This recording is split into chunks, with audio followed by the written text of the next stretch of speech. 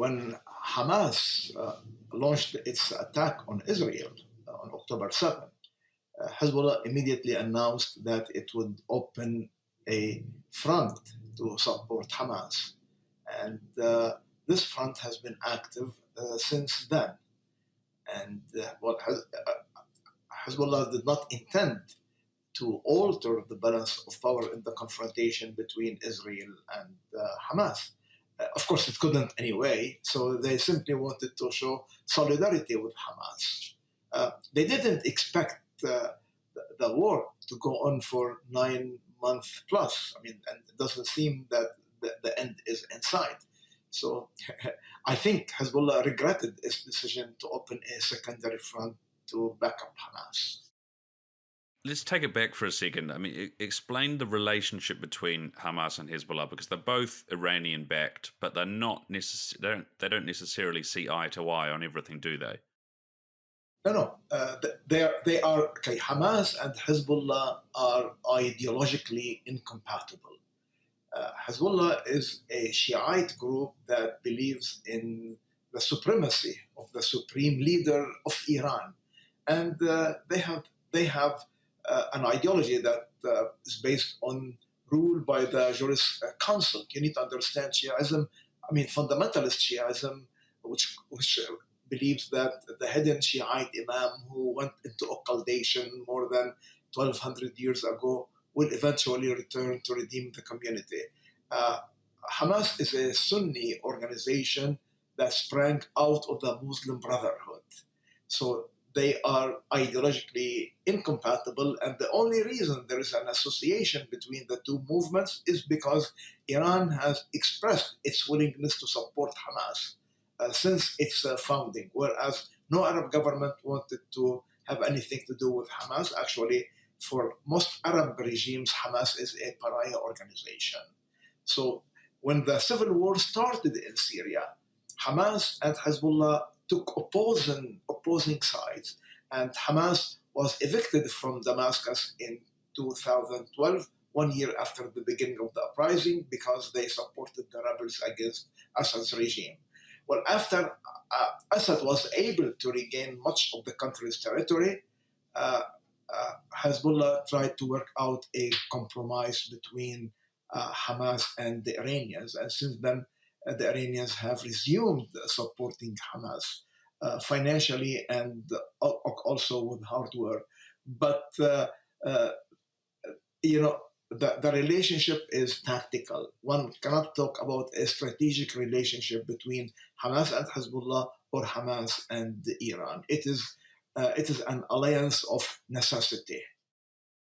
I mean, because of that, and there's obviously, we could do about 5 podcasts on the relationship between Hezbollah and Hamas, but because of that, the show of solidarity that Hezbollah intended, as you say, to be shorter than it has been so far for Hamas, I mean, does that mean that Hezbollah would be willing to continue this into a war? You know, is it simply a matter of fact that Hezbollah is not willing to go to war over, or go to a full-scale war over, what is going on in Gaza? Well, I don't think the situation will get that bad, and the current confrontation between Israel and Hezbollah, even though there has been escalation in recent weeks, I don't think it would get to that point. Hezbollah understands the consequences of an all-out war with Israel. Hezbollah cannot win. You know, the 2006 war between Israel and Hezbollah ended in a stalemate. It's because the Israelis were not really interested in pursuing Hezbollah. Israel pulled out from Lebanon in 2000, and they had no intention of returning to the country. The 2006 was the war of the unwilling, you know. Hezbollah, who was coming under tremendous pressure domestically to disarm after Israel pulled out from the south, wanted to show that it was capable of regain the freedom of Lebanese prisoners in Israel. So they wanted to get Israeli troops captured. They want to capture Israeli troops to swap them with Lebanese prisoners. The operation did not go as planned, and 13 Israeli soldiers died in the confrontation, and that started the war. But there was no intention to go to war.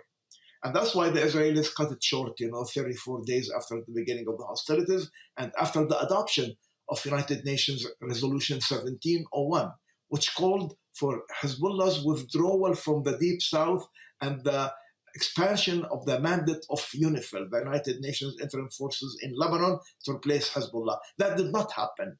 Hezbollah did not pull out from the south, and the Israelis actually lent a deaf eye a blind eye to Israel, to Hezbollah's stay in the south, since Hezbollah was not interested in launching any more military operations. Now, Amos Hochstein, the personal envoy of President Biden to Lebanon, negotiated 2 years ago a maritime agreement between Lebanon and Israel, whereby the two sides demarcated their maritime borders. Now, Hezbollah did not object to Amos Hochstein's mediation. Now, for the past few months, Hochstein has been coming back and forth to Lebanon, trying to work out an agreement between Israel and Hezbollah. I think Hezbollah is amenable. The Hezbollah agrees to pull out from the border area, provided for a safe, face-saving agreement. Hezbollah doesn't want to appear as a loser in front of its constituency, because Hezbollah names itself as a resistance movement. For them to pull out from the border area means that they have lost their legitimacy as a resistance movement, which would put them under tremendous domestic pressure to disarm. And this is the problem.